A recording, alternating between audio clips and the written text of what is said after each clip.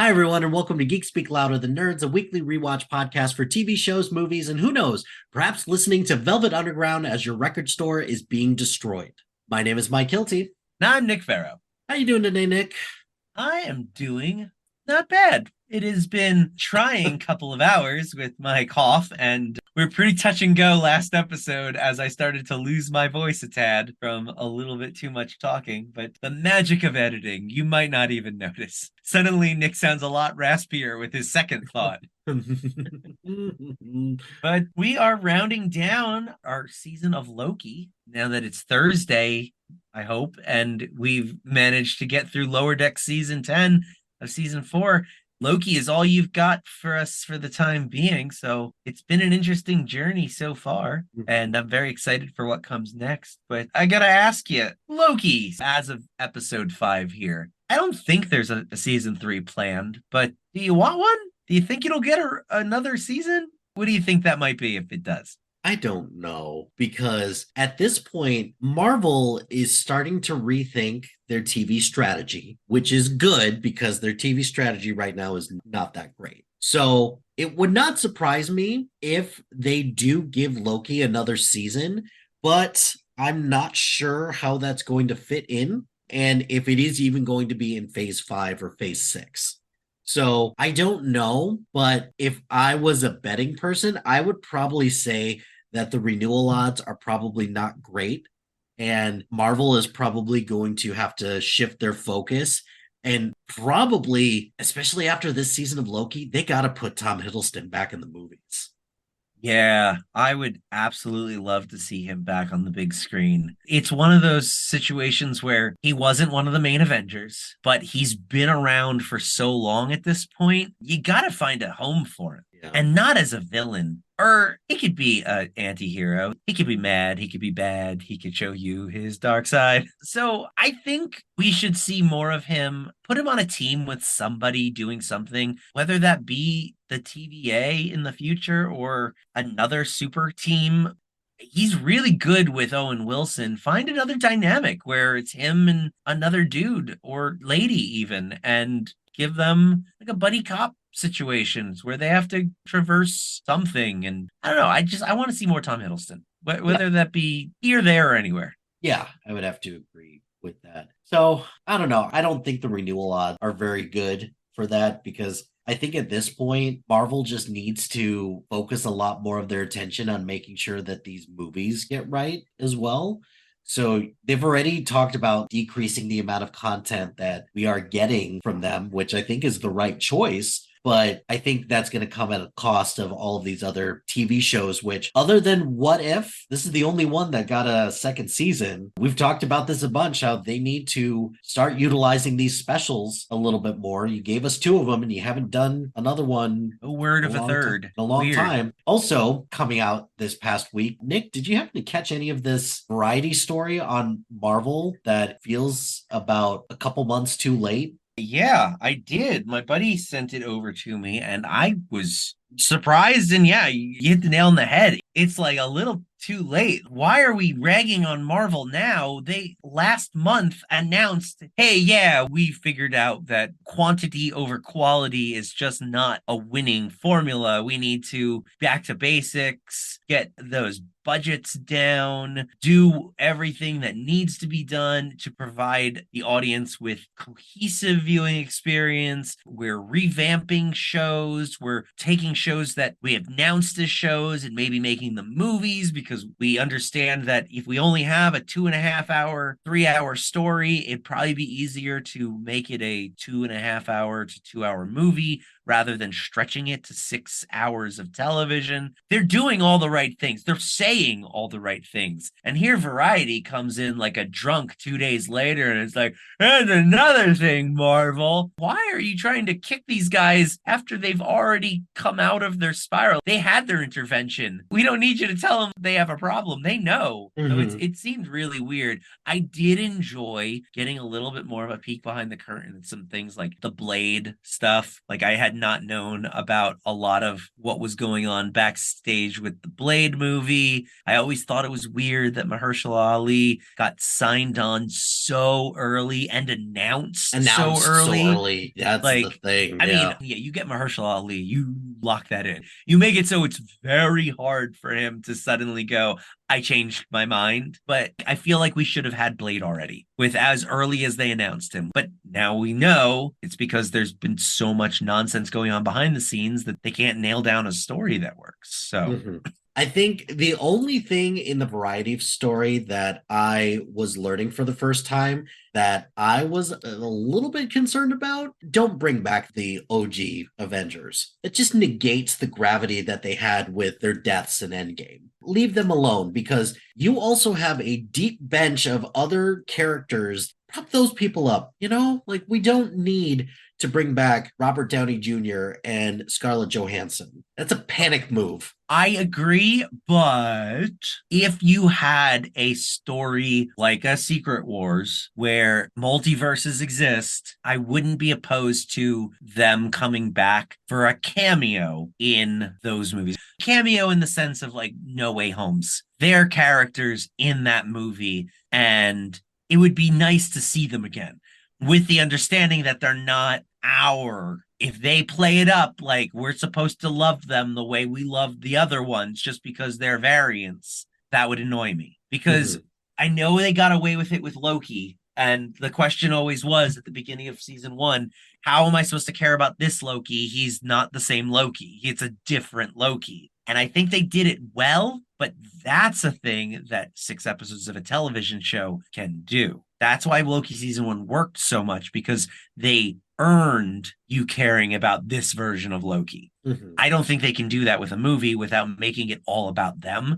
So I don't want to see that. But I would like that moment to happen. And it's already been floated out there. Like that's what they want to do because you got to have your big splash page moment in Secret Wars, just like in Infinity Wars and Endgame. But yeah, I know, I agree. If you're doing it as a last ditch effort to try and save face because, Robert Downey Jr. commands an audience, that's not the right reasons. But I don't think that's what they're doing because they've already said they're going back to the drawing board and they're going to do what works. And I know Kevin Feige knows that doesn't. So we shall see. And I think you mentioned this before we talked. This piece coming out so close to the Marvels coming out just seems like, man, just kick a person while they're down, right? There's already kind of some negative press around the Marvels between it's not projected to do that great with a high budget and the director is very checked out from all of this and their stars can't promote it because studios can't get their shit together and pay their actors. So it's not looking great. It kind of makes you wonder how come they possibly didn't delay it. Or they at this point, you're right. No, I agree with you. But I can answer my own question because they probably already delayed it enough times. Well, I mean, it's been delayed like 1,000 times at this point, but you've got nothing slated for February. The only reason not to move it at this point is either because they've already lost too much money as a result of moving it, or they don't think the SAG strike's going to be over by then. And so what does it matter at this point? Why bother moving it? You're still not going to have your actors to promote it in February. And that concerns me because, guys, pay the actors. What are we doing? Stop trying to get around it. This is ridiculous at this point. Greed is very much a thing, It sure is. But it's daylight savings time, so do you think we should get into this episode? Yeah, let's do it. This week we will be watching season 2, episode 5, Science Fiction.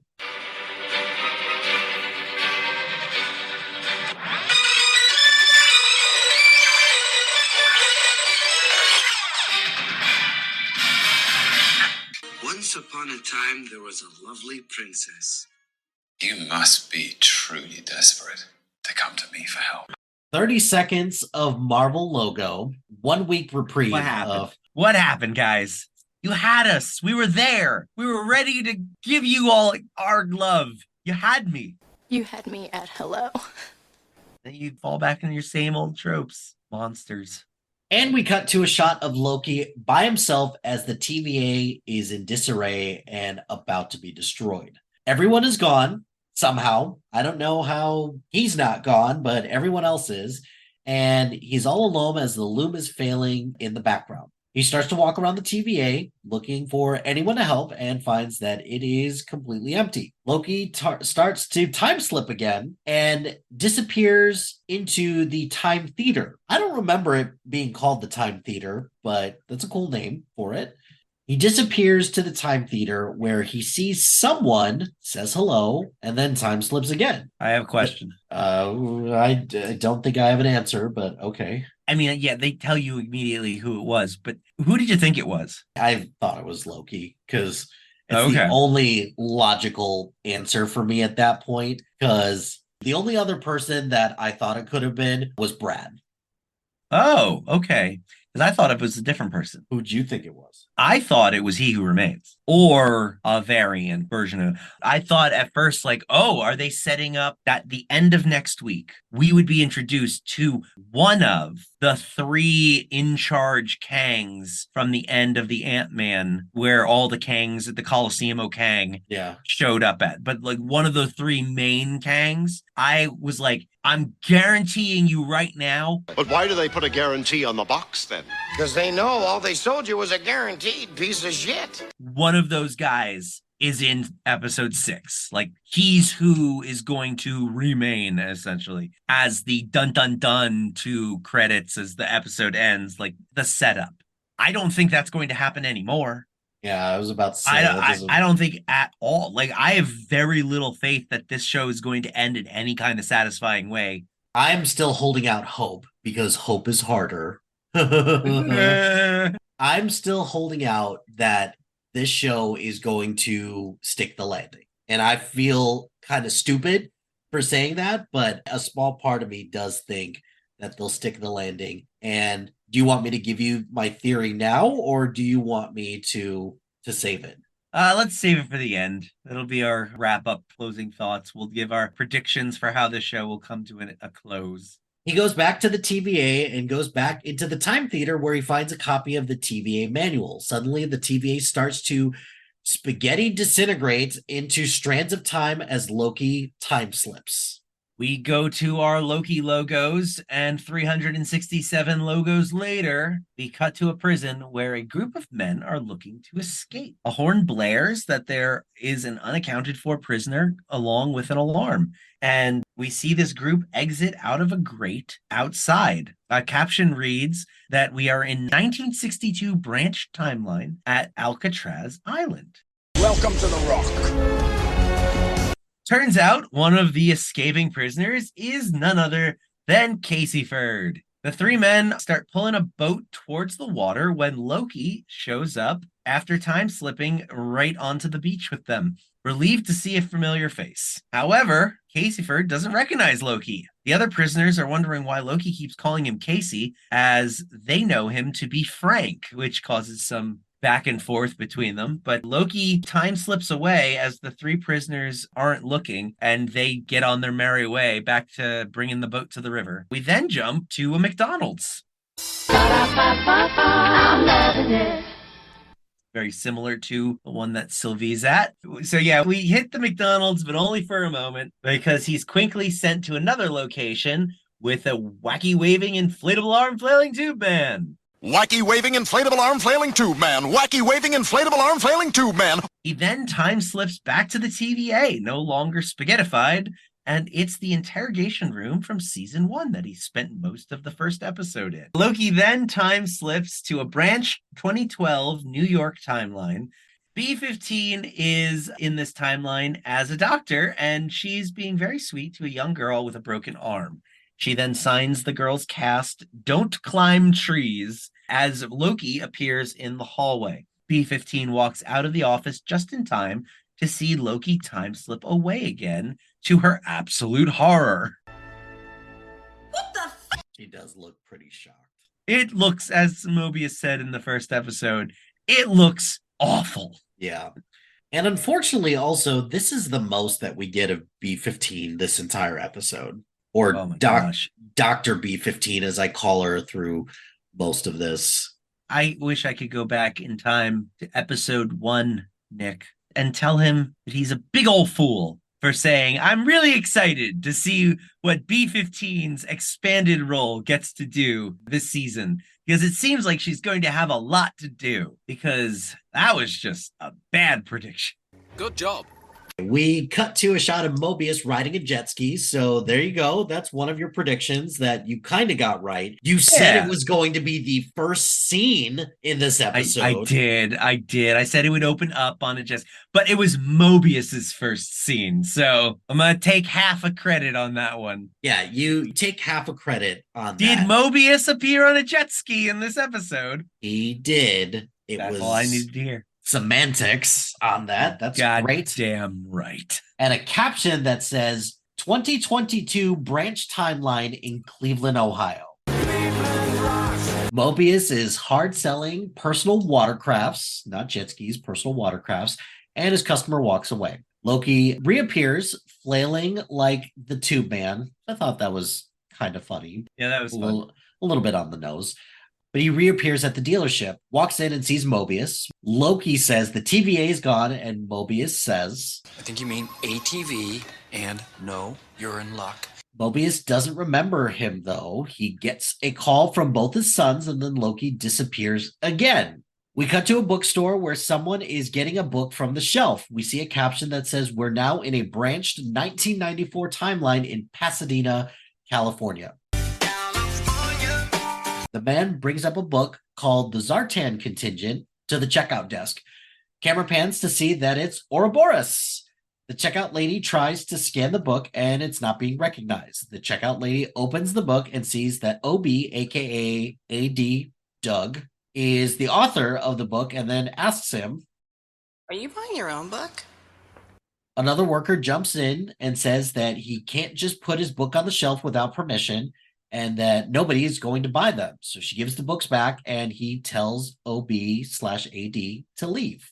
I mean, I got it by the end, but I was like, why is he trying to buy a book that doesn't scan? And why is he trying to convince the person working there that they should buy it? But it was a little cute scene with him. It's nice to see Hee Kwan getting to do kind of like a different character here. That was a nice little touch. So OB/AD goes back to his lab, which I thought was cute that they clearly just redressed. It's clearly the repairs. The repair bay set. Mm-hmm.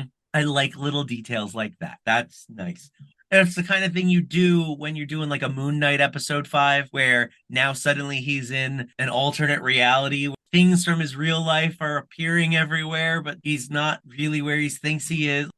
I'm sure that this is just a budgetary thing. They redressed the set to make it look like it, but it would have been nice if there was some kind of enhanced element to that. But that's just me. It's also just funny that they redressed this set, even though at the beginning of this season, you were like, we've got money. We've got money now. You spent all that money on something. No, we'll talk about this later. I think we all know where a lot of the money for this season went. So Loki time slips right in front of Obi and says, What I'm about to tell you is going to be hard to believe.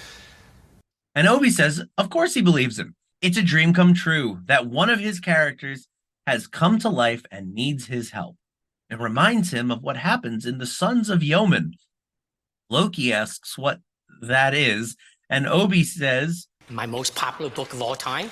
I'm sure I can find your copy somewhere around here. Loki asks OBAD if he's a writer, and OBAD proudly replies, yes, science fiction. Loki is doomed. OBAD says he had to get a PhD to keep his day job of teaching theoretical physics at Caltech.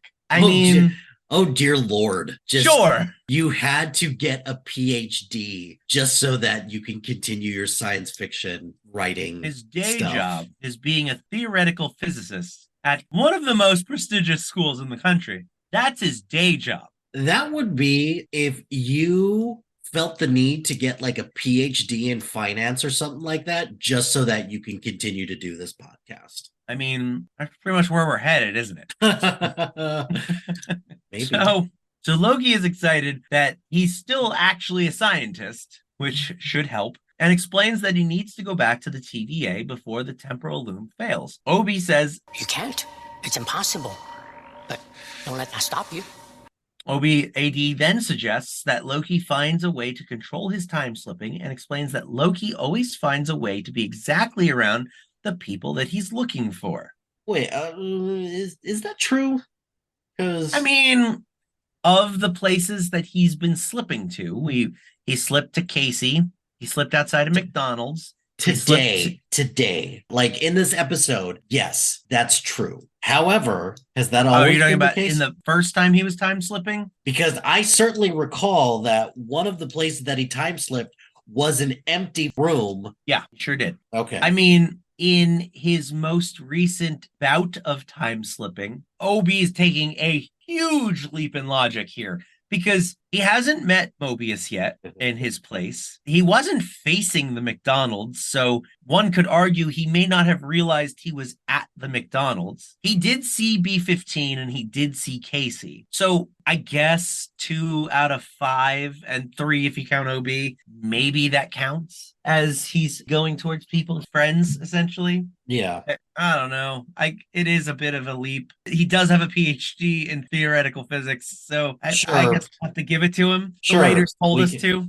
Yeah, that is kind of where I'm getting at. We can't explain this away, so why don't we say, hey, it matters who you're trying to find when it comes to this time slipping, and that's going to be the explanation that you get, even though it kind of doesn't make a whole lot of sense. We'll get to it later, but they're setting up that his friends are very connected to his time slipping. Obi explains that Loki is not only slipping through time, but also space. He asks Loki why he needs to do this, and Loki says he wants to save everything. Obi suggests to focus on the why for the time slipping. We then are treated to the world's lamest montage of the various ways that Loki is trying to force himself to time slip. And we're gonna need a montage. Ooh, it takes a montage. This is not the world's lamest montage. I mean, there was no music. It was just Loki making some really weird poses. Okay, fine. You win. World's lamest montage. After Loki has given up this attempt at trying to time slip on purpose, Obi hits him with an electric shock and realizes that pain isn't a trigger for it. He then also tries to scare him and determines that fight or flight doesn't seem to be doing it. He then says that he probably needs to get all of his friends into one place. We're putting the band back together. So that they can use their collective auras from that particular moment in time that he needs to get to and treat it like coordinates. They'll scan the cosmos, I guess, somehow, which is interesting that he's so sure that they can do this because Loki hasn't given him the book yet. So I guess they're just kind of winging it. This plan makes no sense. Okay, good. I'm not the only one who thinks that. I'm just saying, I'm confused. So there's just one problem to all of this. They don't have a temp pad. Loki realizes that he just so happens to have a TVA manual, and he hands it to OB so that he can build one. So I am going to write a bestseller. And just as he does give the book to OB, then he time slips away. We cut to a suburban area with a nice house, and Loki is standing in front of the home of Mobius/Don, who's bringing in the garbage cans inside and yelling at his kids about their toys. Mobius/Don notices a toy that is burnt, and he confronts his son with it, who is in the process of burning something else. Mobius/Don's son, named Kevin, Say goodnight, Kevin. Good night, Kevin. is asking where he got the matches from, and then his son replies, I stole them. he's a little bit of a sociopath, isn't he? A little bit. Kevin is asked to give the matches back, and he promptly runs away. Mobius/Don then asked his other son, Sean, to go get Kevin.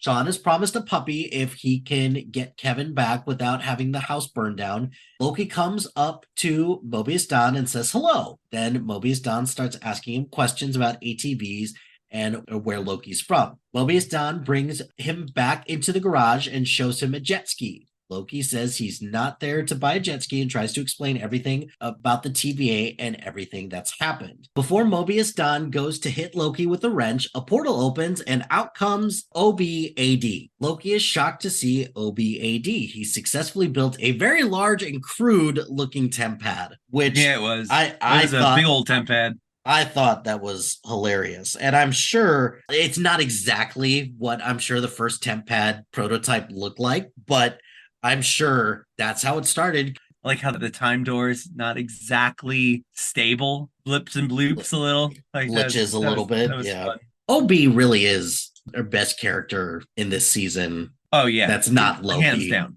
Loki asked how the temp pad was built so fast, and OB says it took him 19 months, and I had to take a break and move out when I lost my job and my wife left me. Mobius Don is confused, and Loki promises he can make sense of everything. The three of them proceed to go through a portal to test it out, and Mobius Don is struggling with how distorted his reality is becoming. Loki pleads with Mobius Don and says he belongs with the Time Variance Authority, and You saved my life when I first arrived. You saw something in me that I hadn't seen in myself. Mobius Don asked if Loki and OBAD are his friends, and Loki replies, yes, OBAD is messing with his prototype temp pad, trying to get the portal back on the ground, and Mobius Don is wondering how come he doesn't remember anything, and Loki says it's too complicated to explain, aka there really isn't an explanation that the writers could think of that everybody would get on board with. We don't have time this episode.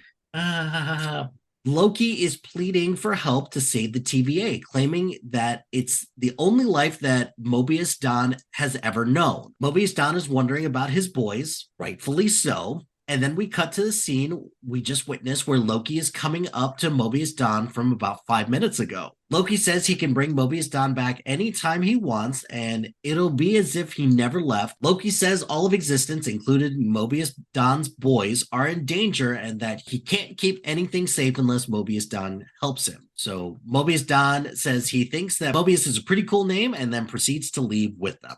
We then cut back to Dr. B15, MD's office, and Loki emerges from the portal and tells her, this is going to sound strange. Nice touch on the MD, patriarchy, right? House MD.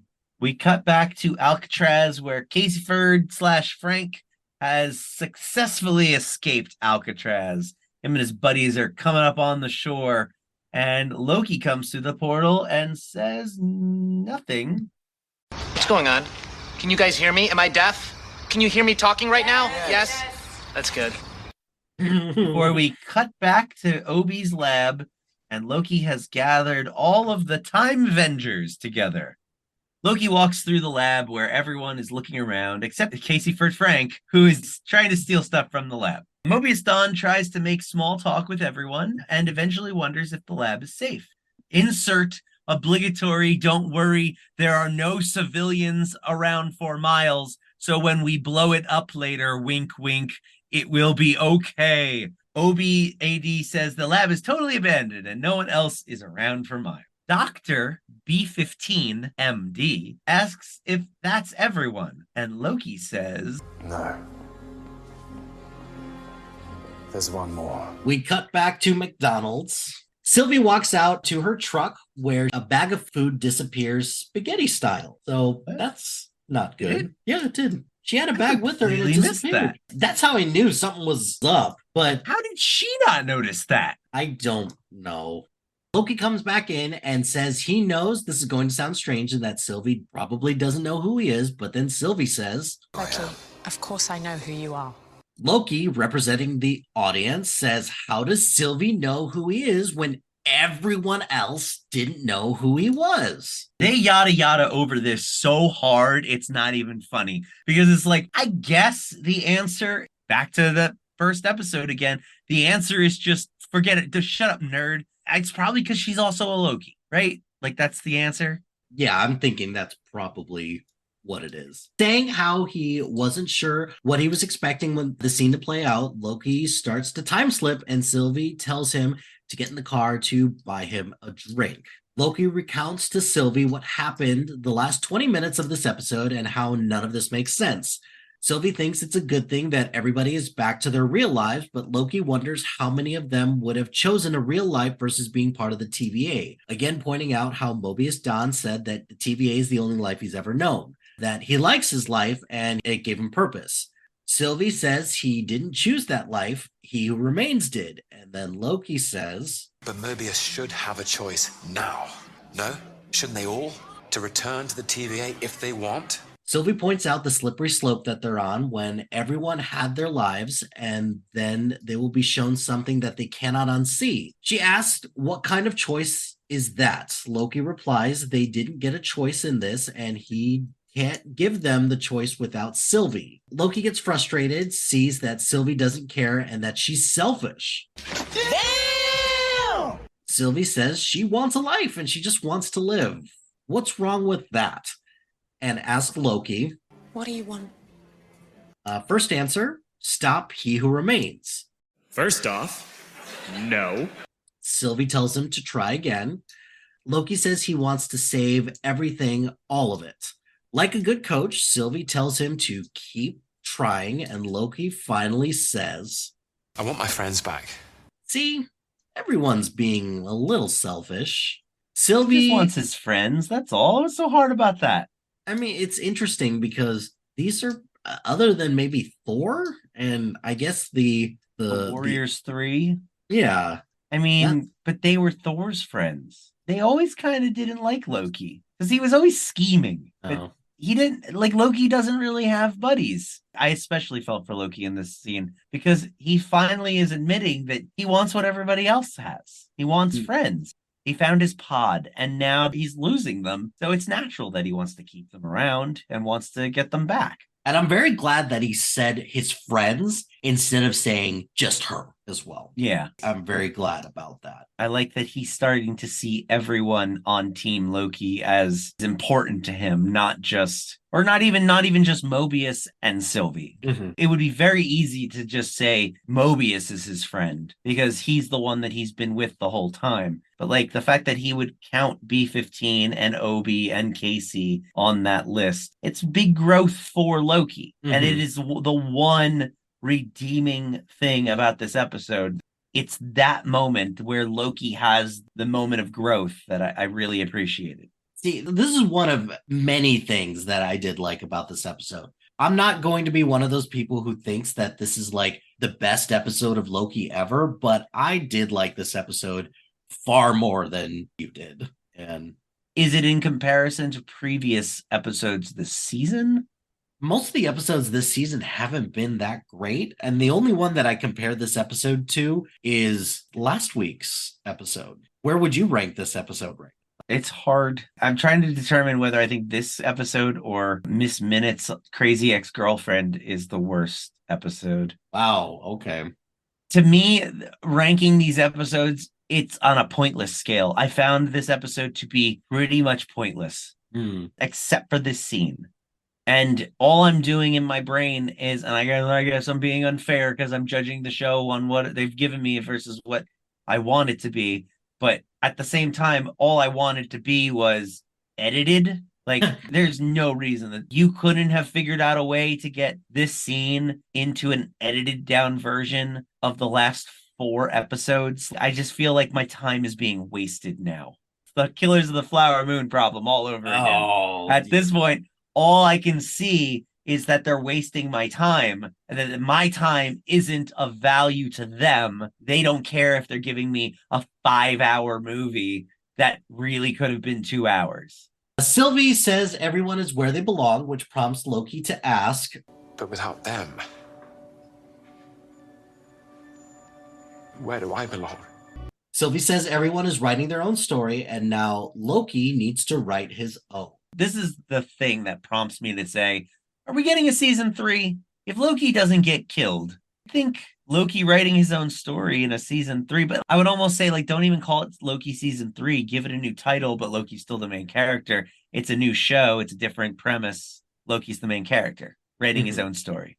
So we cut back to the lab, and Casey Frank is wondering how much longer this is going to take. A feeling I also shared about this episode. He has time-sensitive activities that he's itching to get to. Obi points out that he could put any one of them back to where they got them at any time. Kristofer asks if the temp head doodad can take them wherever they want to go, like park or the Grand Canyon, a bank vault.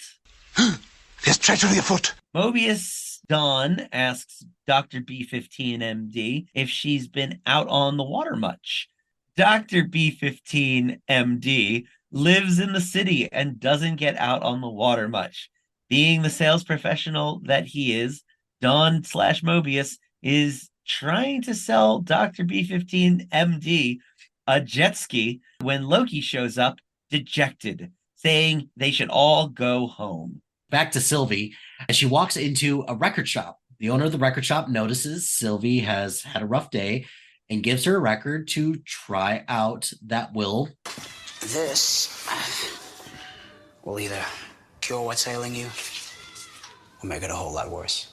The song that she's listening to is Velvet Underground's Oh Sweet Nothing, which is what's about to happen to her timeline. Nick, do you like Velvet Underground? I am not a music person. I famously did not know that I was a Beatles fan until Beatles Rock Band came out, and I heard the set list and I was like, hey, I know that song. These are all the Beatles? I had no idea. I could very well be a Velvet Underground fan. No clue, unless you start playing me their music. The visuals during this scene are just outstanding. Just so good. The record shop owner notices his coffee cup is missing, and then his coffee turns into spaghetti strands of time. He looks outside to see everything is turning to strands of time. He tries to warn Sylvie, but disintegrates himself with everything else.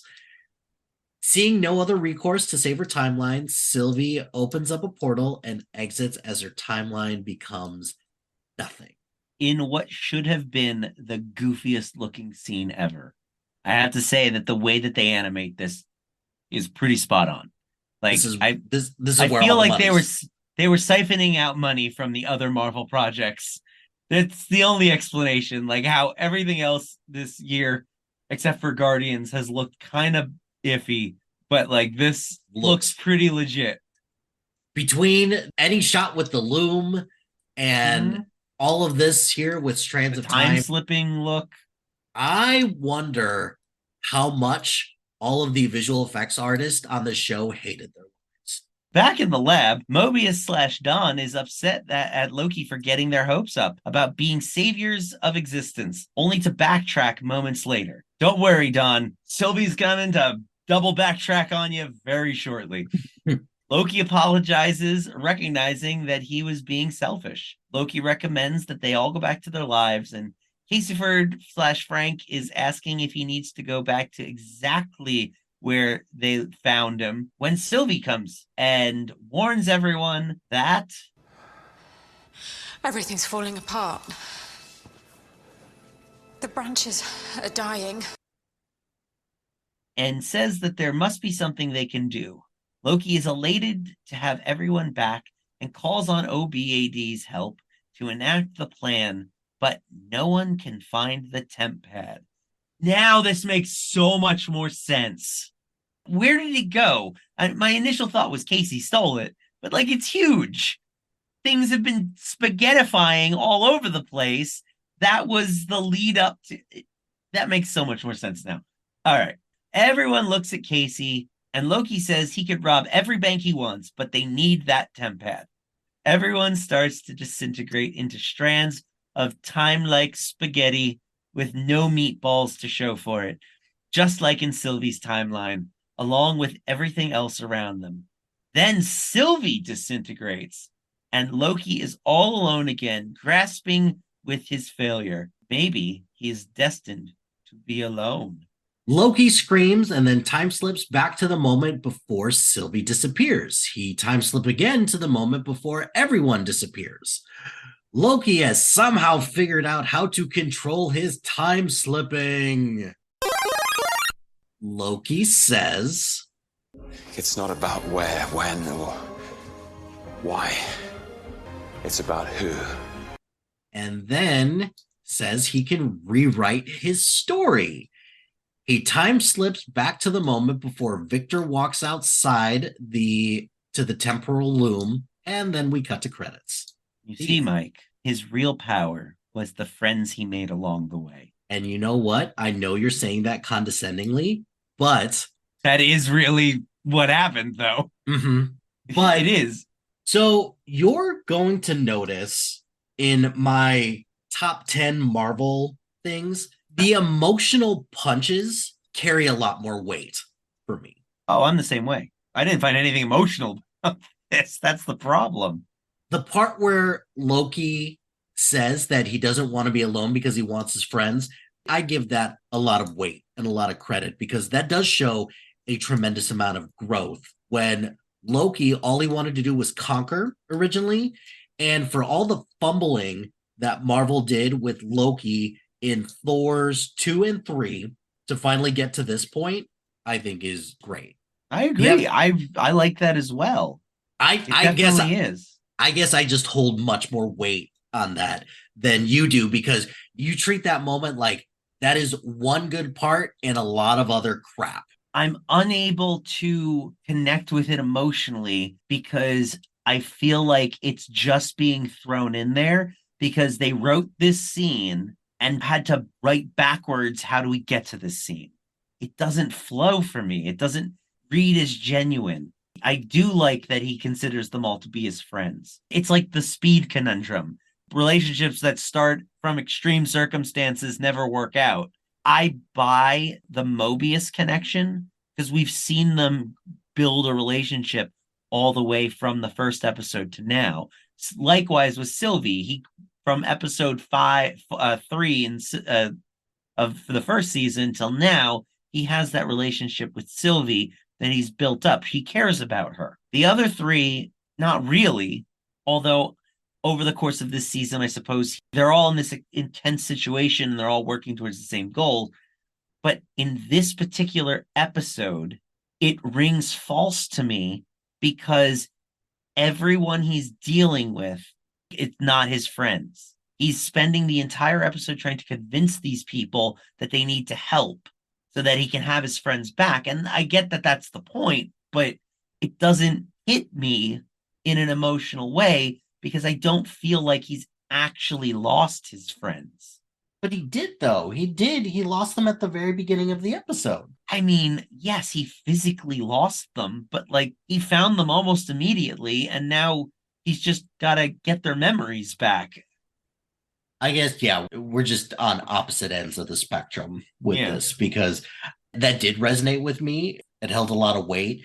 It does not excuse some of the things that just get yada yada over, which a lot does get yada yada over this. Combine that with the visual, just everything in this episode. And I kind of disagree a little bit. I do think there are stakes because all these timelines are getting destroyed and I don't know where this is ultimately going to go. And here's my very out there prediction that if this happens, this would redeem a whole lot because I am enjoying the second half of the season a lot more than the first half. And I don't think anything can be done in the next episode that's going to completely redeem everything. But as long as there's something in here that pushes us forward towards Kang Dynasty or Secret Wars or something like that, I'll be good. I don't think that's going to happen. But my ultimate, if this happens, then I'm going to walk away from this season very happy. I am hoping for, even though I know I'm not going to get it, I'm hoping for a Deadpool King. That is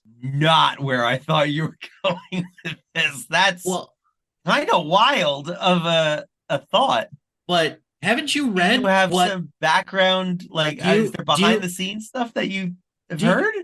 Well, I've read a lot that they're trying to connect Deadpool 3 to all of this stuff with the multiverse somehow, which I don't understand how they're going to do that. And there is reports / rumors that something's going to happen with Deadpool in order for him to get pulled into all of these like Fox X-Men multiverse stuff. So, and I've heard that something's going to involve the TVA in Deadpool 3.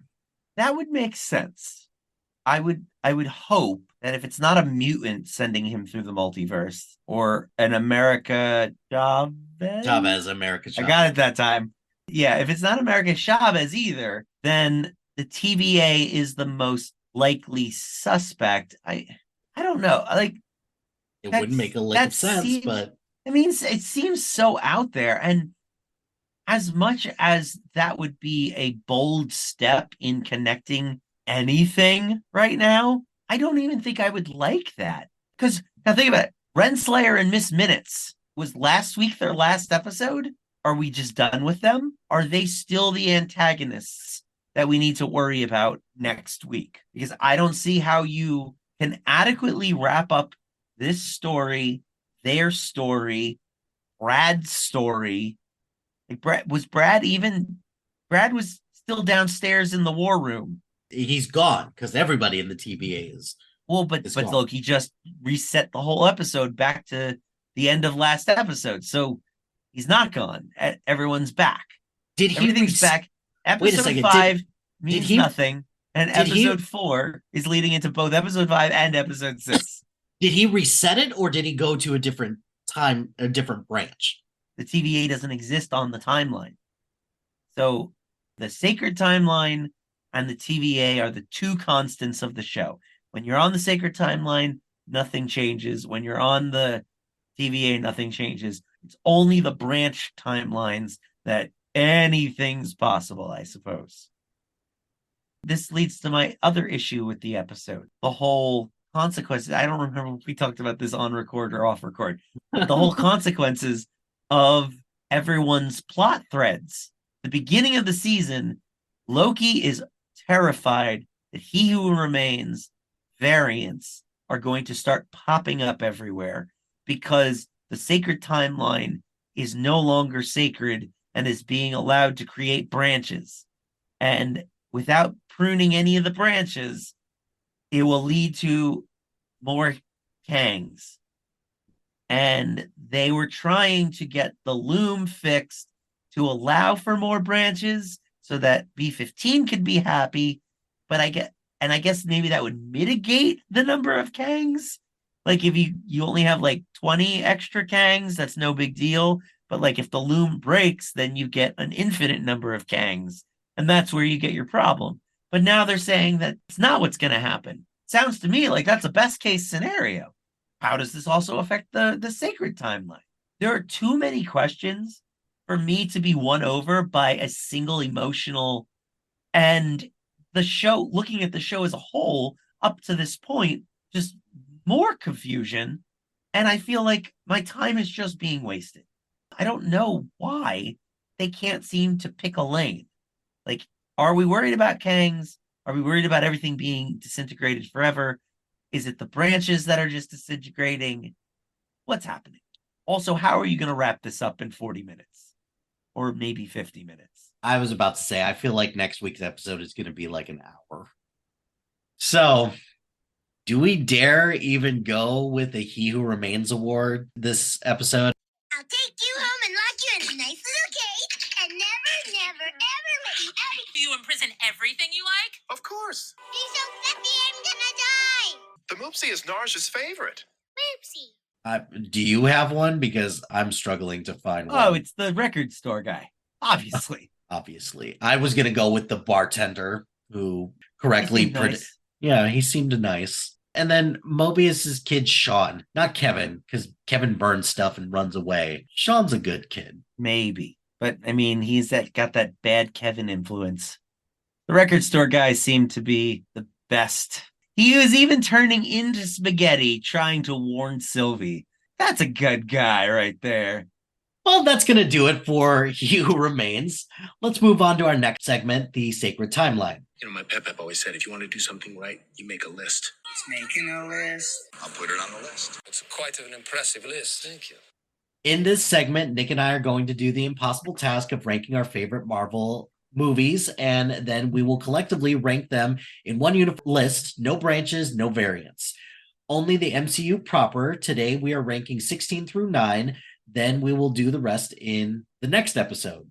And Nick, you know what? I'm going to take the liberty and I'm going to start. this week so that you can react to some of my stuff. Ooh, I like. So my number 16 is Loki, and it's an audio daily double. Hey! And now I'm surrounded by variants of myself, plus an alligator, which I'm heartbroken to report I didn't even find all that strange. It depends on how this season wraps up. I'm gonna tell you right now, the only reason it's 16 is because we already did the other ones. It's so dropping. So the first season was just that good that it really was. I think this is just a product of the current state of Marvel, that the second season hasn't turned out the way that it's hoped. And I actually think that you and I are kind of in the minority on this. I'm seeing a lot of memes out there where, you know, that scene in Spider-Man Homecoming where Spider-Man is holding together the boat, and in the like, people are saying that Loki is somehow saving the MCU right now. Yeah, I think a lot of people can't get past the fact that they love Tom Hiddleston. I think first they've of all, got Tom Hiddleston blinders on. So what? I get, like, Tom Hiddleston is that good. That 5th episode where they go to the place where everything gets pruned and they meet all the different Loki variants who are survivors. Like, that episode was fantastic. And the episode where Loki and Sylvie cause the event, which causes, like, they do the paradox where they almost kiss each other, and that spikes the thing and Mobius finds them. That was a great moment and a great episode. It had a great mystery to it. The finale was not just, I mean, technically it was a same on same fight because the end Loki and Sylvie ended fighting each other, but the whole He Who Remains part of it, I love that whole bit. Everything that I wanted from the show, it delivered. And even things I didn't know I wanted, it delivered. My number 15 is Captain America: The First Avenger. And okay, a little bit higher than me. Yeah. There's going to be a couple things that we're definitely going to have to figure out how we compromise on that, which I'll be very curious about that.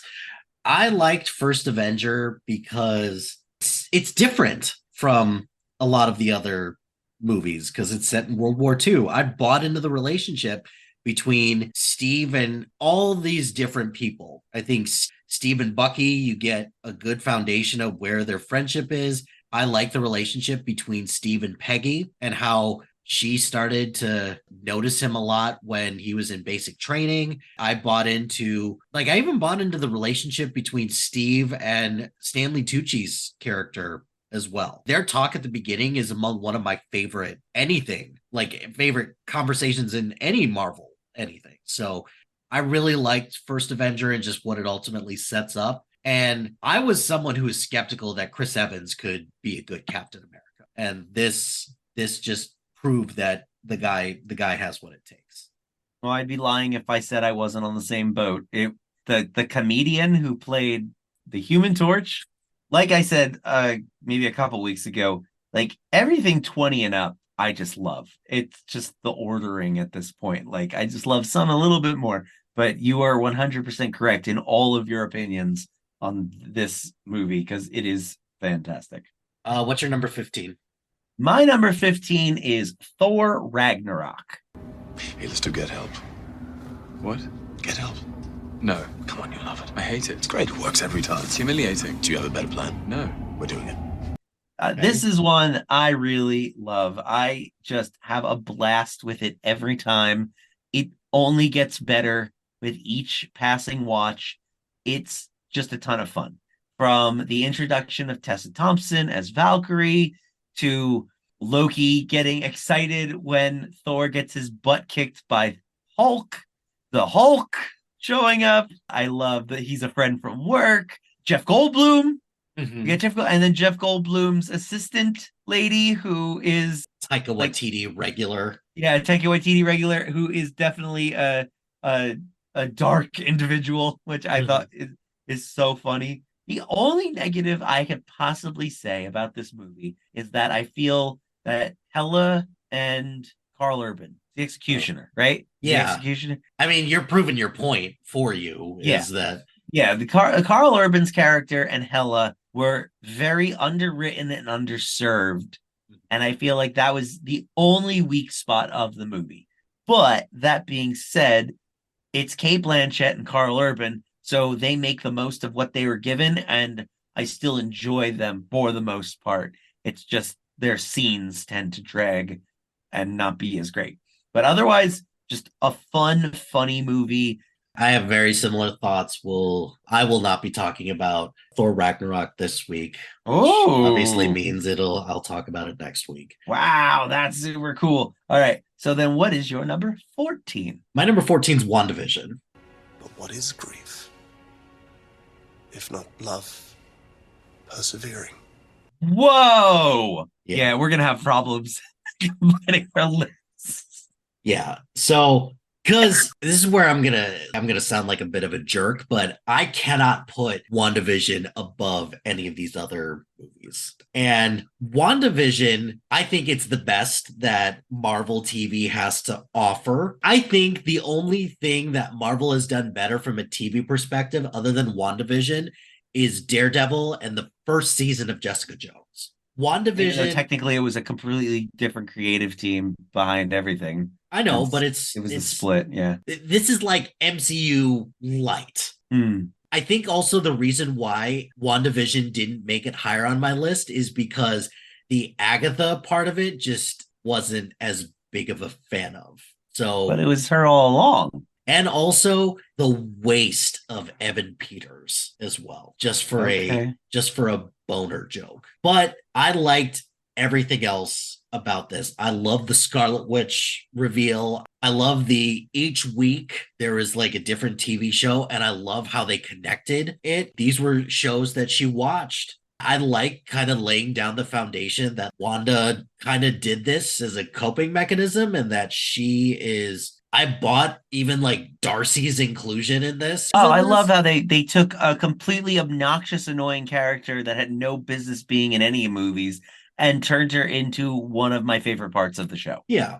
Yeah. Like, that's an amazing magic trick. But the real reason why is because I feel like WandaVision is the only thing the MCU has done where they've actually utilized Elizabeth Olsen as an actress. That's for sure. Everything else that she has been in has been subdued or just not utilizing her to the best of her abilities. And I feel like WandaVision did that. I thought Vision in this was pretty good. I've never been a huge fan of Vision throughout the course of the MCU. And this is the only thing that he did other than another one that I was like, okay, I can get on board with Vision for this. So, yeah, that's WandaVision, number 14. What's your number 14? My number 14. Now we're going to go, for the next couple, we're going to go through ones that you've already talked about. We will not be talking about WandaVision today for me. But my number 14 this is where I have She-Hulk. I really enjoyed She-Hulk a lot. I recognize that there are some issues. I personally never was bothered by the CGI of it all.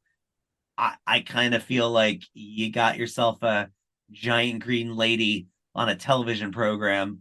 Of course, it's not going to look perfect, but I don't know. It hit me comedy wise in exactly the right way. Like, I thought Tatiana Maslany is just amazing. I fell in love with her in this show. The jokes played for the most part. That episode with the quasi magician guy had me rolling on the floor. I was so tickled by that episode. It was so funny. Did Wong show up a little too much? Maybe. That is not a She-Hulk problem. That's an MCU problem. That's an MCU problem, but like, it worked. Madison, of course, worked. Madison, a character that absolutely should not have worked. somehow works. Don't even ask me why. I mean, maybe I'm a different person now than I was however many years ago, but I could tell you right now that character walked on screen and I was ready to roll my eyes all out of my head. And somehow she just charmed the pants off of me. Mm-hmm. And I know that these are all the same episode that I keep praising, but like I enjoyed her arc. I kind of like that they moved because originally the backstory was supposed to be episode 8 and they moved it to the first episode. And I think that was such a smart move. Yeah. Like, I don't think that would have been a great episode 8 at all. Like it would have felt like a lot like this week where they lead you up to something and then now for something completely different and then make you wait a whole nother week to get the conclusion. Like that, I think that's really weird storytelling. The fact that they gave it to us right up front, I think was perfect. Like the cameos in it worked for me. I really liked the introduction of the Wrecking Crew and how they were utilized. I think that's hilarious that they even introduced the Wrecking Crew into the MCU. That's wild to me. I think that the doofy bro guy who in the fake ending turned himself into a Hulk. I think that was a stupid story, and I'm glad that they addressed that immediately and then made it not the ending. I think that was so smart because they were building to that joke. I love Daredevil. I know you said you weren't 100% thrilled with it.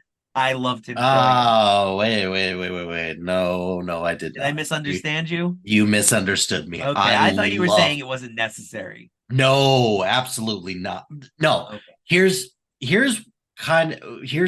what I said about Daredevil. I thought that Matt Murdock representing someone in California. Oh, well, that's fair. Didn't make any sense, but it was the only way to get him into this, other than like having him show up at like a lawyer conference, something like that. That's fair. I misunderstood you from the previous week. However, I will then segue that into another thing that I really found to be funny was that whether intentionally or not, the writers clearly have no idea how a courtroom works. No, and absolutely not. I think that worked to the show's benefit. I think it was so funny, the fact that that's not how the law works. It's a show about lawyers. That just, I don't know why, it's just really funny to me. So for whatever, all of that together, and then the finale with Kevin the robot, just I couldn't help but love this show. It was so funny, and I said it a couple weeks ago. The more different and the more original and the less like everything else you are, the more I'm going to enjoy it and rank it higher because it stands out to me as unique. And that's something that the MCU did at first, but then got away from because they had all these extra sequels. So like, you know, it's hard to say, oh, they're so fresh and original when you're getting, you know, Captain America 3, Iron Man 3, Thor 3. Like this was something that I very much enjoyed. What's your number 13? My number 13 is Guardians of the Galaxy Volume 3. And okay. So I think the only thing that I can really knock for Guardians of the Galaxy Volume 3 is that this did not feel like, and this, I don't think this has anything to do with the movie. I think it has to do with the publicity around the movie. This was not a goodbye to the Guardians of the Galaxy as we know it. This felt like more of a goodbye to James Gunn. And that's the only thing that I kind of struggled with this. Otherwise, I love pivoting and making Rocket the focus of this. And they were leading up to this throughout the second Guardians movie and then Infinity War and Endgame, but to make him the central character, I thought was great. Adam Warlock is there, I guess, and he had it. He definitely had his moments. I will give him that. I walked out of that theater saying, if you are a fan of Adam Warlock, I cannot imagine you liked this movie very much. That is very true. The representation is not great. Yeah. In this. Plus, also, he's not given a whole lot to do. This is true. But again, he's like a godlike character who's overpowered to the extreme. I kind of prefer him not being like the comics because that's another Captain Marvel that problem that you have to deal with. Yeah. I think that this one out of all, like, just taking the Guardians movies, I think this has perhaps some of the most emotional moments of any MCU movie, like, let alone the Guardians movies, which do sport a lot of emotional moments as it is. And I think the only thing that I really wasn't sure about / wasn't on board with was Gamora. I just was like, eh. The inclusion of Gamora, although necessary because of how it was handled in Endgame, it did feel a little off. Yeah. I very much appreciated that she was allowed to be included, especially in that amazing hallway scene.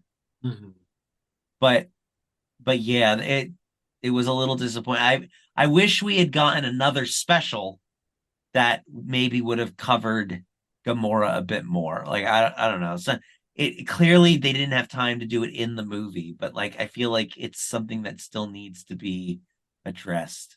Yeah. What's your number 13? My this is where I have Hawkeye. Wow. Very along the same lines of what I said about She-Hulk. This show I thought was super funny. I really loved Kate Bishop and Haley Steinfeld's performance as the character is just so much fun. I love the inclusion of Yelena. I think that the way that they paced the show was done well. The show plays a lot better on rewatch. Like, watching it week to week is one thing, but like binging it plays a lot better. And I like how it's a character that's kind of silly. They aren't afraid to poke fun at that. And then also I read the Matt Fraction run, which I have the whole collection. It's this big old thick book. And a lot of stuff from that book was in it. And I guess he also was kind of a executive producer on the show. So like there's so much in it that I paid homage to the comic. The general storyline pays homage in a way. And I had a lot of fun with it. Watching it during Christmas, the year it came out, it just felt right. Like it made me have that like Christmas nostalgia, be like, oh, it's something fun to watch at Christmas time. And I like the Christmas setting. I like the extra characters. I'd say the LARPers were maybe my one negative, but I love the bros. They're all real fun. I just really felt at home with the Hawkeye series. There wasn't a ton for me to dislike, so enjoyed it a lot. Okay, cool. I need to rewatch it. We're coming up on the holidays. It's time for a rewatch. So that leads us to your number 12. My number 12 is The Winter Soldier. And yeah, we've hashed it out with the Winter Soldier. I like Tell me all the things this. you like about it. So Winter Soldier used to be so much higher on my list. Yeah, same. It was never number one, and I think it's just the product of just the quality of other stuff that's come out from Agreed. from Marvel. And I think like you've kind of touched on a lot of this. I think this version of Black Widow is among one of my favorites. Yes. Just she's great in this. I loved the introduction of Sam Wilson in this is great. Plus, with Steve, I think this is perhaps maybe his strongest portrayal as Captain America in this, and also until Endgame, maybe. Yeah, well, that's probably true. So I don't know. Like I think this one also should get a little bit of credit because it was the beginning. It's the one where it had the guts to take down Shield as well. Yeah, and I I'm a little torn because sometimes I think, boy, if they would have had the stones to actually kill Nick Fury in this, I think that would have been cool, but also I get it because you can't have Nick Fury go out like that in this. So I think what they should have done was made us think they killed Nick Fury, and instead of getting us the reveal later, save him for a later movie. Yeah.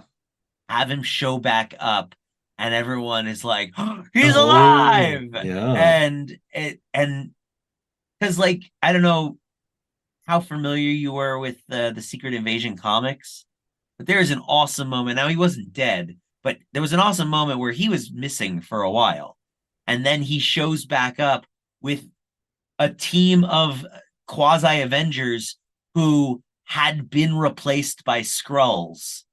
And it was like this huge moment, like Nick Fury's back and he's got a team of awesome people who we thought were all dead and or bad guys. Like it was cool. So like a moment like that is what Nick Fury needed, but we've yet to get that. So Okay. All right. What is your number 12? Number 12 for me, this is where I have the first Black Panther movie. I love this movie. I walked out of the theater the very first night I saw it, and my exact words out of my mouth were, if that movie doesn't win an Oscar for Best Original Score, I will eat my hat. And sir, I never had to eat said hat because when it did, I love the music of this movie. I love all the characters in this movie. This movie is such a testament to the acting talent that the worst character in the movie was Black Panther. Which and that's and when I say that, please don't misinterpret me. He was amazing, but like he was the least interesting He was character. the least interesting right. character of all the introduced characters. I couldn't believe that. That's how great everyone was. From his mother to his sister to his best friend to his bodyguard to freaking just okay, maybe Everett Ross was the least interesting character, but of the core Black Panther team, like and that's a magic trick on itself. Like if you introduce like 5 brand new characters and they're all freaking amazing, like everything about this movie was great. Freaking Michael B. Jordan, my goodness. Up until Wakanda Forever confirmed that he was in fact actually dead, I was convinced that he was not. Like with all of they brought Everett Ross back from the brink of death Why couldn't they do the same for him? They were already in Wakanda. Put one of those beads in him and then get him to a med bay. Like, and I was convinced that we were going to find out that he was in a Wakandan prison and he'd eventually come back for like Black Panther 3. But oh well, that's not what happened. I actually really do like the way he was used in Black Panther 2, but the just everything about him, like that's how you do a villain who is wrong but also kind of right. Like that's how you do it. And it was great. My only negative from this movie are the CGI rhinos and the PlayStation 2 graphic fight between the two of them at the end. That's it. Those are the only two complaints that I have about this movie. Everything else is just fantastic. Love it. Probably should be higher on my list, but there are a few things that edge out the rest of the movies from here on out. Okay. Namely, they don't have CGI rhinos or PS2 graphic fights. Okay. So that would take us to your number 11. Now, Are you about to have a hot take? No, I don't know. Maybe this is a hot take. I don't know. My number 11 is Avengers Endgame. That would be a hot take. I don't think it's a hot take. Interesting. So I've thought about this for a very long time. And here's the thing with Avengers Endgame that I will say. So, first of all, Avengers Endgame is probably the best theater going experience that I've had with a Marvel movie ever. Maybe ever. Agreed. So, because there's just so many great moments in this. However, the reason why, like, first of all, it's my number 11. So everybody calm the fuck down. Yeah, it's pretty freaking awesome. We get it. It's still pretty great. This is a movie where the more you think about it, the more that you struggle with it, because the whole time heist, it's that middle part that just I struggle with a lot. And unfortunately, I think this whole time heist also is part of the reason why some of the stuff in this phase 4 is just phase 4, and even now extending into phase 5 is just not working. So show your work. I'm just curious, like what about it? The whole explanation that they do with using an extra dimension and using the microverse as the catalyst to be the thing that helps them with helps them like find all of these stones in various timelines. It's just, is it because they call it time travel when realistically it's universe hopping? It's they're jumping to different branches on the timeline. Yes. Without a TVA device. Like Tony Stark created his own TVA device. Prior to the TVA being built. Or before the TVA was introduced. That's what I meant, yeah. So that's part of it. And then also I feel like we're running into these same issues in Loki. We're running into these same issues with Ant-Man and the Wasp. Like, we can't really get a good grasp on all of this, and a lot of this was introduced in Endgame. So I think I have issues with that. I'm not thrilled that they killed Scarlett Johansson, but I get it as well. Like, they killed the Black Widow. ScarJo's okay. Okay, fine.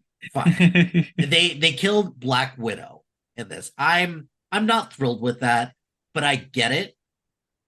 I guess. It was Um, surprising. I have to say, I didn't see it coming. and no, as soon as I saw that they paired Clint and Yeah. Black Widow together, I was like, there's no way that they're gonna kill the guy with the family. And also, there's no way that Well, after I mean, I don't know. They could go pretty dark. oh yes, they killed Tony Stark with all of that. Yeah, that's true. But also, I didn't like the clear setup for Loki season, like the first season of Loki. I that extra step that they had to take to get Tony and Cap to meet Tony's father, all of that. I don't know. I wasn't I get it. I like that part because I think they gave Tony a sense of catharsis. I just also didn't think it was necessary as well. It also set up Cap wanting to go back to Peggy. Yep. I kind of liked, yeah. And we got to see young Hank Pym. Oh yeah, there was that too.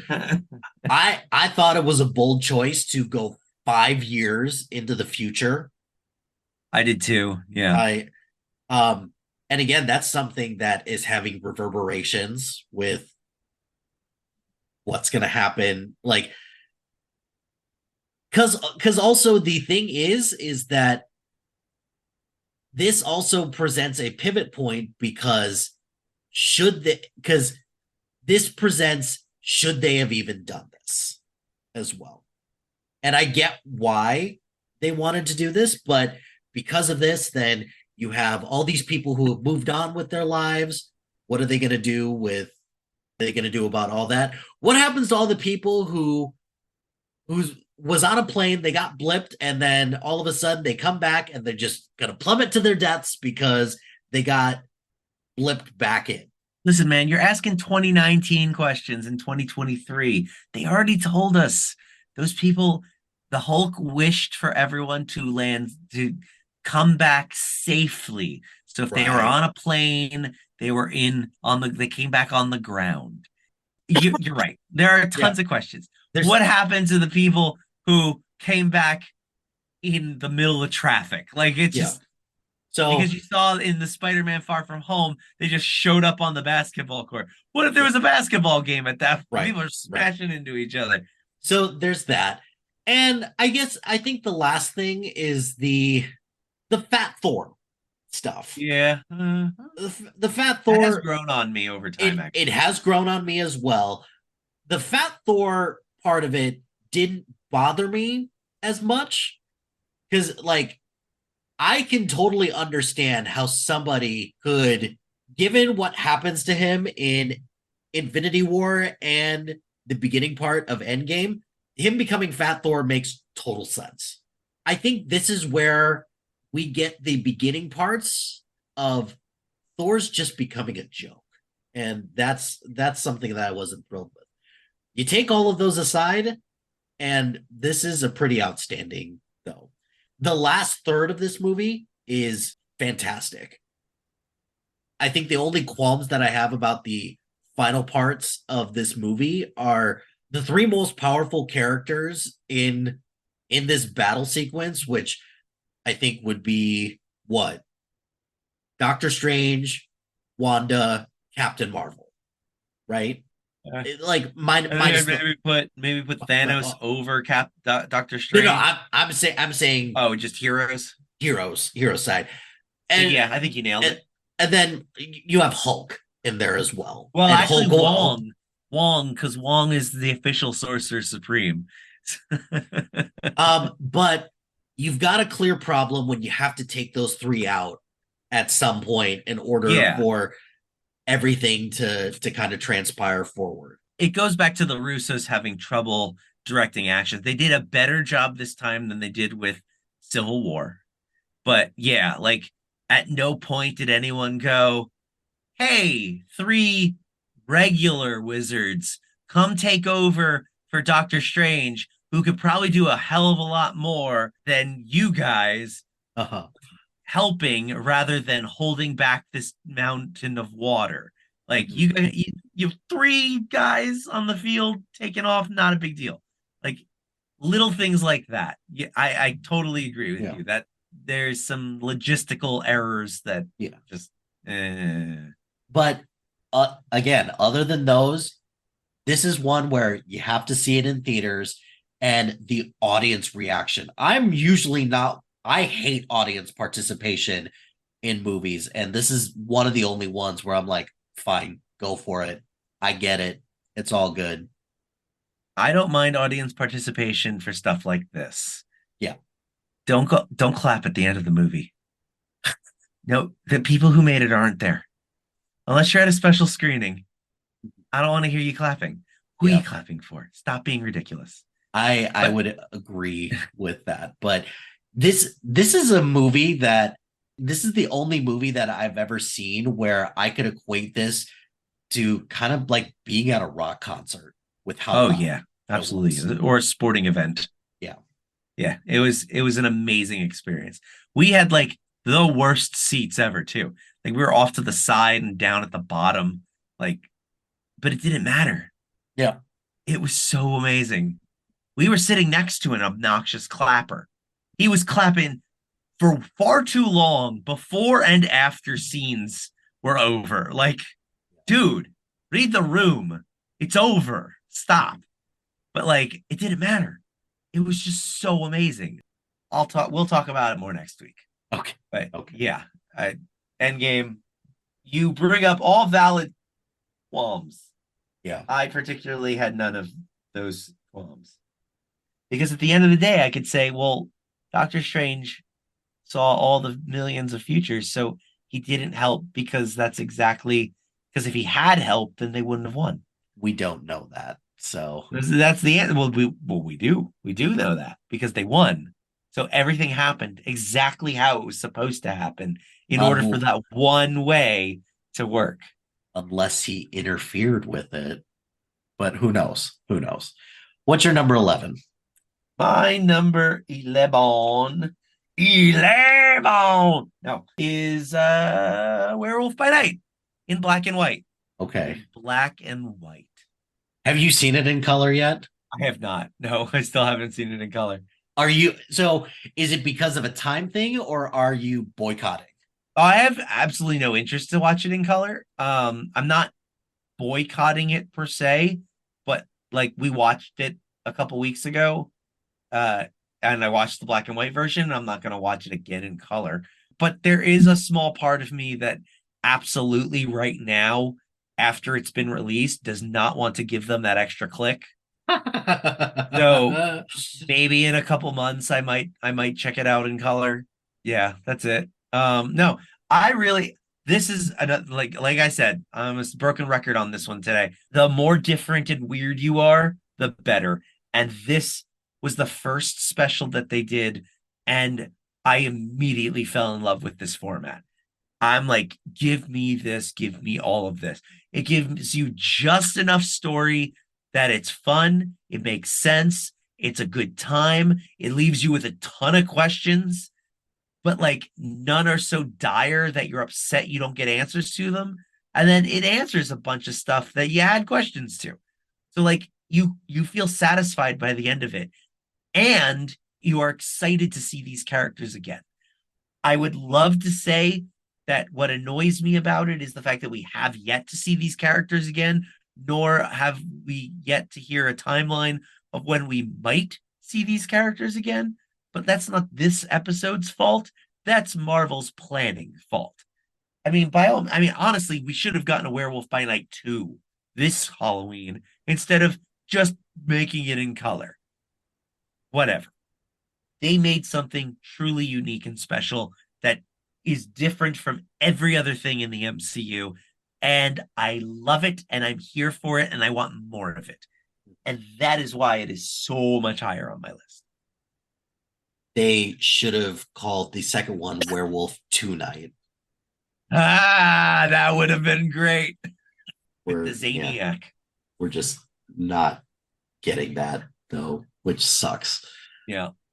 Maybe someday. I don't know. Maybe. All right. Two more, and and look at that. We're finally. Do you want to just do the? Want to just do the 9 tonight? Well, yeah, Or because we've got you wanna 10 and just do 9. That's my number 10 is Spider-Man Homecoming. I'm nothing without this suit. If you're nothing without this suit, then you shouldn't have it. Okay? That's my number 10 also. Look at that. Hey, 2 daily doubles in one show. Love it. We haven't had that since the first episode. Yeah. group.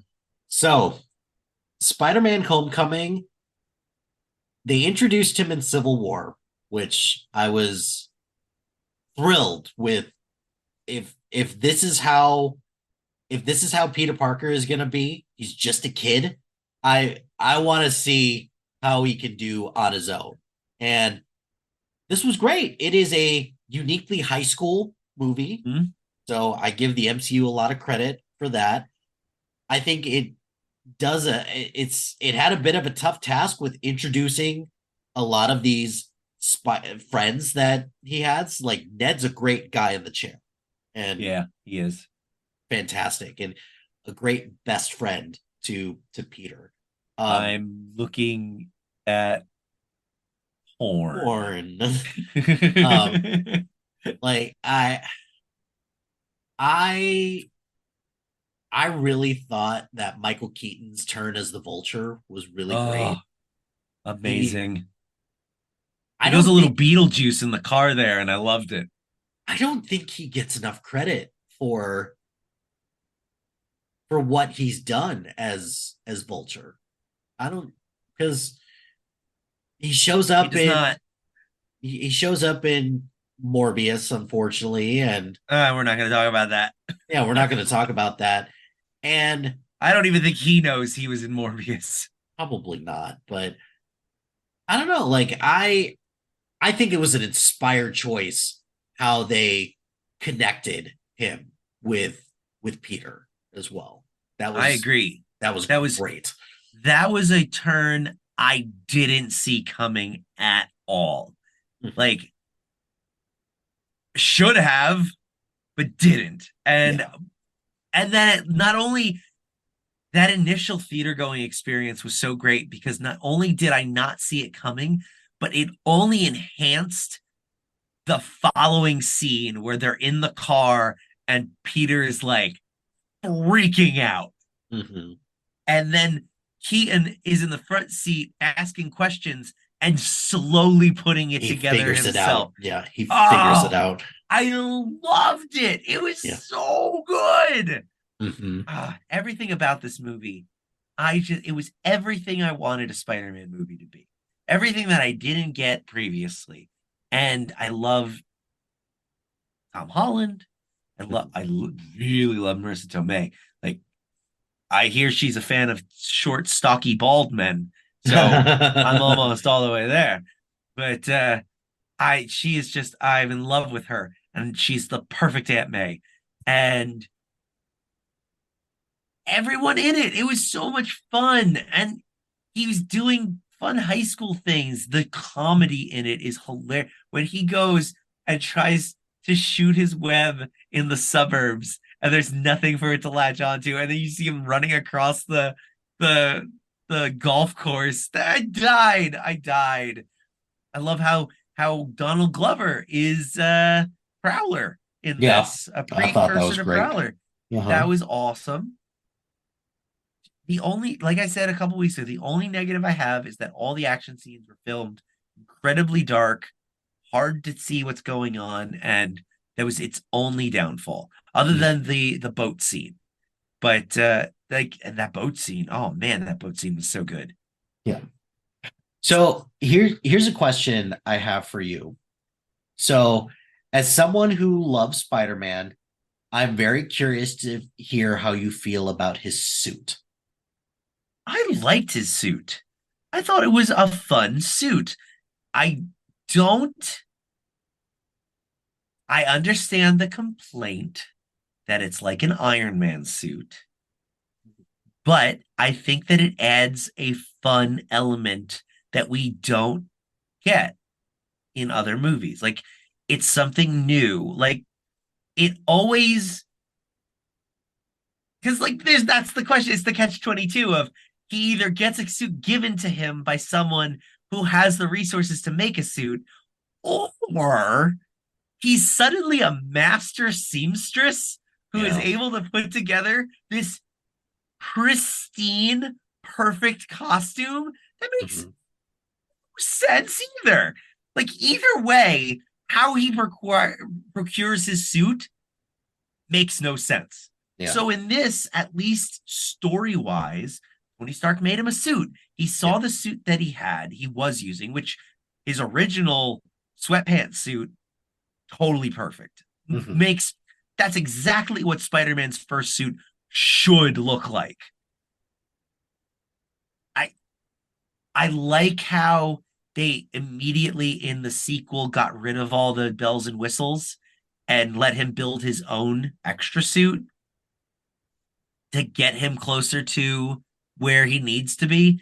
But I think that the addition of Karen, the suit lady, and just all the fun little doodads that Tony Stark put into it was fun. And at the core, he never was little Iron Boy in the suit. All of these things are things that, like, if you play a Spider-Man video game, he has all of this gadget nonsense. Like, Tony Stark may have made it, but, like, it was all pretty, what's the word?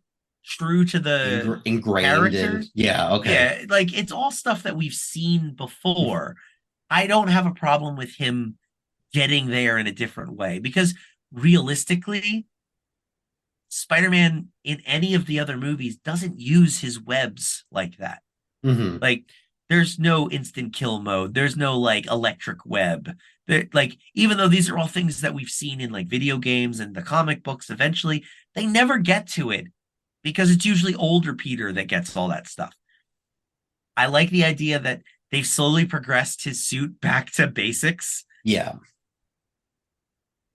But we've now been able to see the fun stuff. And so, like, if he introduces something fun later on, we can go, oh, so he got, he took the tech that he used to have and he built his own version of it. Or he built something new to do something different. I've always liked it because it never felt overly Iron Man-ish. Yes. And I agree with that 100%. I didn't have a problem with it. I thought it was kind of cool. And also from a story standpoint, it makes total sense. Exactly. And then when Tony takes the suit away from him, that it's a perfect message that he needs to do it without the suit. It's not the suit that's important. Yes. And then that's the other thing. I thought how they used Iron Man in this was great because the previews made it seem like he was going to be more involved in this. And this is where I have to take Marvel to task with some of their trailers because sometimes they portray something, this is how it's going to be, and then you get the exact opposite. That is completely different from what a trailer should do. Like, trailers should give you just enough to get you interested in the movie. If you go to the movie and the trailer did nothing but lie to you, you do not want the trailer to set up a false narrative just to show you something that is not going to happen just so that you're surprised. That's not okay for a trailer to do. Like that scene in the trailer where Iron Man is flying with Spider-Man right behind him. Not even in the movie. I couldn't even tell you if there was a scene that they cut out of the movie that had that scene in it. I don't think there was. I think that was purely a trailer shot. It's the same thing in Infinity War. I give them a bit of a pass there because what could have been the most spoiled movie of the year, I can understand why they would want to maybe slide in some fake scenes to throw people off the scent. Because everyone was trying to get a scoop on that stinking movie. So many people were trying to spoil it for everyone before it even came out. I feel like they were doing that for us as opposed to try and trick us. That's me, at least. Okay. But every other time they've done it is stupid. Yeah. I'll give you that one. Infinity War, I'll give them a pass. But everything else, stop putting fake shit in your trailers. Yes. Spider-Man, Homecoming, both of our number 10s, sets up a great trilogy. I do agree with the people who say that Guardians is probably Marvel's strongest trilogy. I don't think enough people give Spider-Man that same due, though. Funny enough, I agree with you, and not for the same reason. Yeah. So like everybody discounts the first two and loves the third one, and I'm the opposite.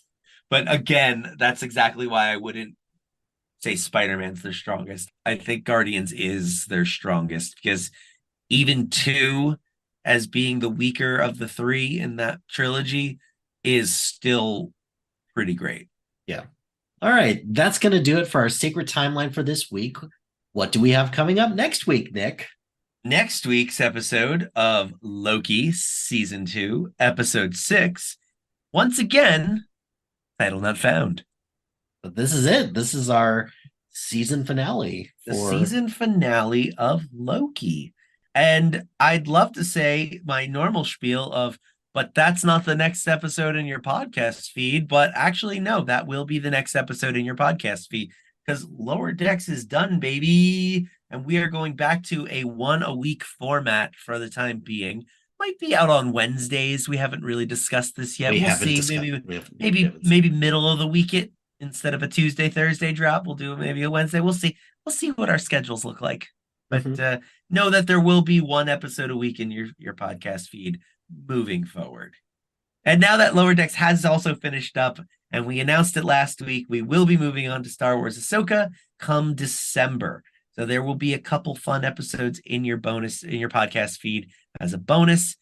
We will be doing our full movie rankings. We will be doing a special episode the week of Thanksgiving that will tease. Right now, it's Marvel adjacent, so we'll give you a more direct answer in the weeks to come.